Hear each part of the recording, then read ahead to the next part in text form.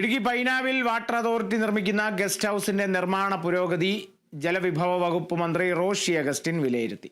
Guest ഹൗസിനോടനുബന്ധിച്ച് section ഓഫീസും sub division ഓഫീസും നിർമ്മിക്കും. സാധാരണക്കാരായ ജനങ്ങൾക്ക് വാട്ടർ അതോറിറ്റി ഓഫീസുമായി ബന്ധപ്പെട്ട സേവനം കൂടുതൽ സൗകര്യപ്രദമാക്കുകയെന്ന ലക്ഷ്യത്തോടെയാണ് പൈനാവ് ടൗണിൽ ജലസംഭരണിക്ക് താഴെയായി ഓഫീസ് കെട്ടിടം നിർമ്മിക്കുന്നത്. 3 സ്യൂട്ട് റൂമുകളും 2 ഓർഡിനറി റൂമുകളും ഉൾപ്പെടുന്ന ഗസ്റ്റ് ഹൗസാണ് നിർമ്മിക്കുന്നത്. വിനോദസഞ്ചാരികൾക്ക് മിതമായ നിരക്കിൽ താമസം ലഭ്യമാക്കുന്നതോടൊപ്പം വാട്ടർ അതോറിറ്റിയുടെ ജല ഇതര വരുമാനം വർദ്ധിപ്പിക്കുകയുമാണ് ലക്ഷ്യം. ജൽജീവൻ മിഷന്റെ ഭാഗമായി 2.5 ലക്ഷം ലിറ്റർ സംഭരണശേഷിയുള്ള വാട്ടർ ടാങ്ക് നിർമ്മിക്കുമ്പോൾ ഇതിന്റെ താഴെയുള്ള ഭാഗങ്ങൾ അതിഥി മന്ദിരത്തിനും ഓഫീസ് കെട്ടിടത്തിനുമായി വിനിയോഗിക്കുകയായിരുന്നു.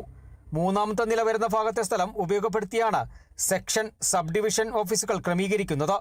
30 ലക്ഷം രൂപയാണ് അതിഥി മന്ദിരത്തിനും ഓഫീസ് കെട്ടിടത്തിനുമായി അനുവദിച്ചിട്ടുള്ളത്. 3 സ്യൂട്ട് റൂമുകളും അതോടൊപ്പം 2 ഓർഡിനറി റൂമുകളും ഉൾക്കൊള്ളുന്ന ഗസ്റ്റ് ഹൗസാണ് പ്ലാൻ ചെയ്തിട്ടുള്ളത്. വരുന്ന 2 മാസക്കാലത്തിനുള്ളിൽ ഇത് പൂർത്തീകരിക്കപ്പെടുകയും അങ്ങനെ ജില്ലാ ഹെഡ്ക്വാർട്ടേഴ്സിൻ്റെ ഭാഗമായിട്ടുള്ള ഈ പ്രദേശത്ത് വാട്ടർ അതോറിറ്റിക്ക് നല്ലൊരു മുഖമുണ്ടാകും എന്നുള്ളതാണ് പുതിയ കൺസെപ്റ്റ്. മാത്രമല്ല, അതിന് മുകളിൽ പണി തീർത്തിട്ടുള്ള 2.5 ലക്ഷം കപ്പാസിറ്റിയുള്ള ടാങ്കിൽ നിന്ന് പൈനാവും സമീപ പ്രദേശങ്ങളിലേക്കുള്ള വാട്ടർ ഡിസ്ട്രിബ്യൂഷൻ ചെയ്യുന്നതിനുള്ള സൗകര്യങ്ങളും ഏർപ്പെടുത്തിയിട്ടുണ്ട്.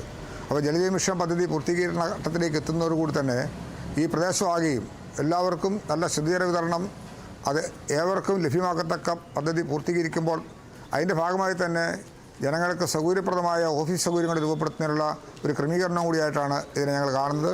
നിർമ്മാണ പുരോഗതി വിലയിരുത്തിയ മന്ത്രി പ്രവർത്തനങ്ങൾ അതിവേഗം പൂർത്തിയാക്കാൻ നിർദ്ദേശം നൽകി.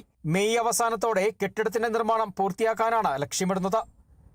Kerala vision news, Idukki.